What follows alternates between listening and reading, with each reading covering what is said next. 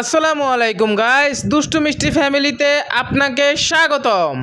তো আমার চাচু একটা ঝাঁকানাকা ফোন কিনেছে। তো আমার আম্মুকে বললো আজকে স্পেশাল কিছু রান্না হোক। তো যেই কথা সেই কাজ, রান্না করতে দুপুরবেলা তৈরি হলেন, সব কিছু কাটাকুটি করে রেখে দিলেন, কিন্তু দেখলেন চুলা জ্বালাতে গিয়ে গ্যাস নেই। তখন আবার পরোটা এনে খেলাম।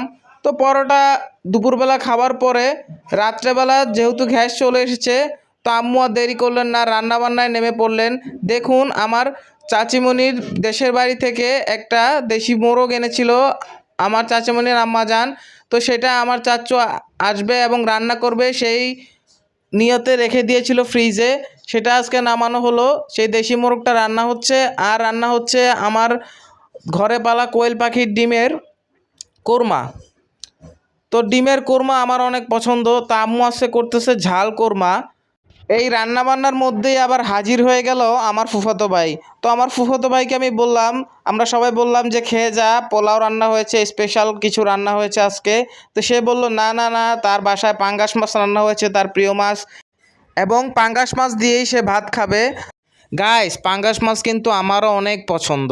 আমিও কিন্তু পাঙ্গাস মাছ অনেক পছন্দ করি। যাই হোক, আমাদের রান্না বান্না কিন্তু প্রায় হয়েই গিয়েছে। দেখুন কি সুন্দর কালার এসেছে, ঝাল ঝাল কোরমা। উফ, দেখেই একদম আমার বোন তো দৌড়াদৌড়ি শুরু করে দিয়েছে। বারবার রান্না করে আসছে আর বলছে খিদা লাগছে, খিদা লাগছে, খাবার দাও, খাবার দাও, এখনই দাও, এখনই দাও। কখন হবে, কখন হবে? এই যে গাইস, ঘিটা দেখলেন আমার আম্মা ডিমের তরকারিতে দিল, এই ঘিটা কিন্তু আমার আম্মুর হোমমেড। বুঝতে হবে, এই ঘি কিন্তু বিদেশেও গিয়েছে। আমাদের যখন দোকান ছিল তখন এই ঘি কিন্তু কাস্টমার বিদেশেও পাঠিয়ে দিয়েছে। চিন্তা করেন ঘিয়ের কি কদর। সেই ঘিও আমরা কয়দিন পরে ইনশাল্লাহ বিক্রি করব। তো তখন আবার আপনারা সেটা আমাদের পেজ থেকে নিয়ে অবশ্যই টেস্ট করে দেখবেন। যারাই এই ঘি নিয়েছে তারাই কিন্তু এই ঘিয়ের প্রশংসা এখনও করে বাইরে আমার সাথে সেই কাস্টমারদের দেখা হলে।